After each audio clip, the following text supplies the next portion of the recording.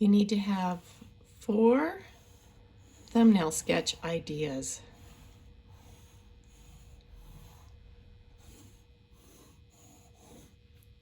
To explore your composition. Now you know that you have to have a 2-inch border that will be full of Zentangle patterns.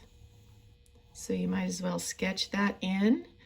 And then your subject matter will be breaking the border. So those borders can have, 2 or 3 or maybe even 4 different layers of Zentangle interesting pattern happening. So I'm just sketching those in to make sure I have space, the border space that will be broken by my subject matter. Okay, this thumbnail here is a little crooked, but that's okay. All right, if you are going to work with just basic shapes, think about, where do I want my focal point? Okay, maybe I'll have my focal point here and it'll be a circle. And then I'm going to just really compose with only circles, because I feel like, I don't know, about my drawing skills are not quite there.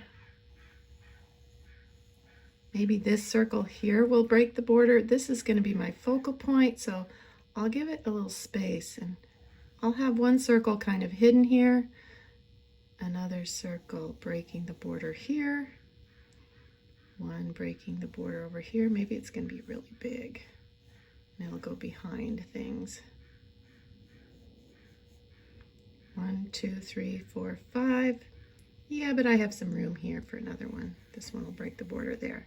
So I've got broken border here, here, here, and here. Subject matter is circles, or I want to make them spheres. I want to make them look round like spheres. So this could be really cool with a very black background.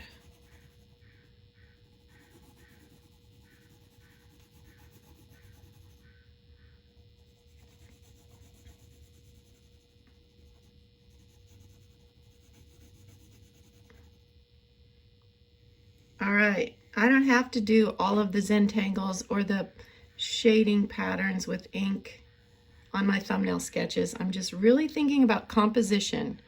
Where is my focal point? How am I going to break the borders?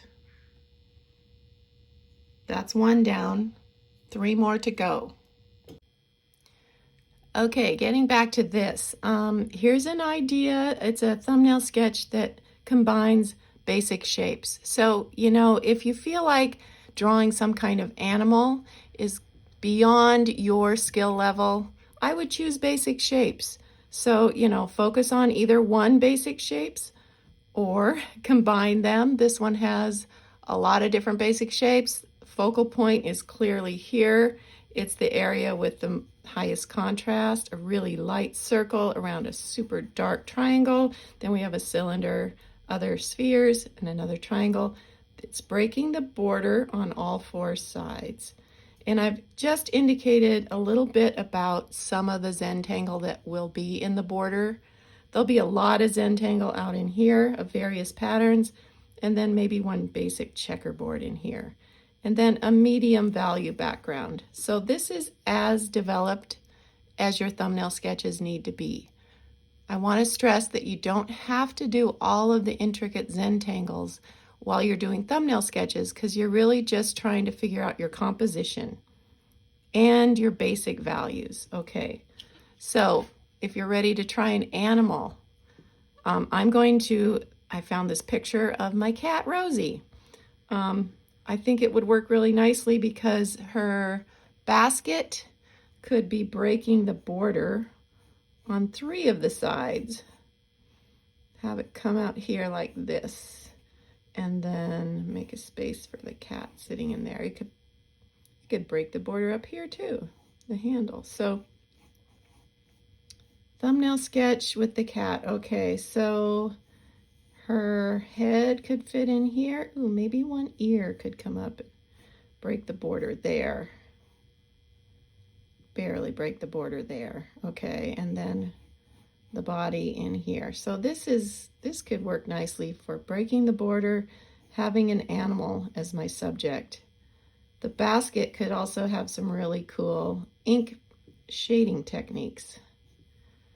So this assignment is all about showing off your ink shading techniques. You can do that with the traditional methods like stippling, crosshatch, hatching, animal patterns, or you can do that in Zentangle. They're both showing values in dark and light medium values with black and white ink. So here's a thumbnail sketch coming together for an animal. Maybe I do another cat in a different position for another thumbnail sketch. So when you do your 4 thumbnail sketches, they can all be the same subject matter, you're just exploring different compositions. This video is really just trying to show you how to get started, what you need to do first. Explore your ideas in thumbnail sketches and start to think about the value balance. This cat photograph, very dark values. That cat is super dark. I'm probably going to change that when I illustrate it. I could keep the basket really dark, but make more lights on the cat. And maybe I'll have a black background, or maybe I'll have a really light background and keep the darks in the basket. So you're thinking about where you want your values at all times. Okay, so here is the last thumbnail sketch. I thought about what could I do with a cat. I want to explore this cat theme in another thumbnail sketch, a totally different composition with a cat. I like the idea of a cat stretching. His paws will be breaking the border down here. His tail is breaking the border up here. Since this one's on this side and the bottom and the edge and the top, it's technically breaking the border in all 4 sides. There's a long stretch without broken border up here, but that's okay. I thought about, well, I could include a ball of string to break the border a little more over here. And then a fun idea of having maybe some little mice included in my border. They would be kind of hidden in the Zentangle that will happen. So just starting to think through the value balance here. This cat is going to be black and white. So a lot of dark value in parts of the cat are kind of indicated here, and light parts of the cat. And as I go in with my Zentangle and shading techniques, I will make sure that I'm contrasting against the white part of the cat with some darker or medium value Zentangle and shading techniques so that the cat has contrast where it needs to be.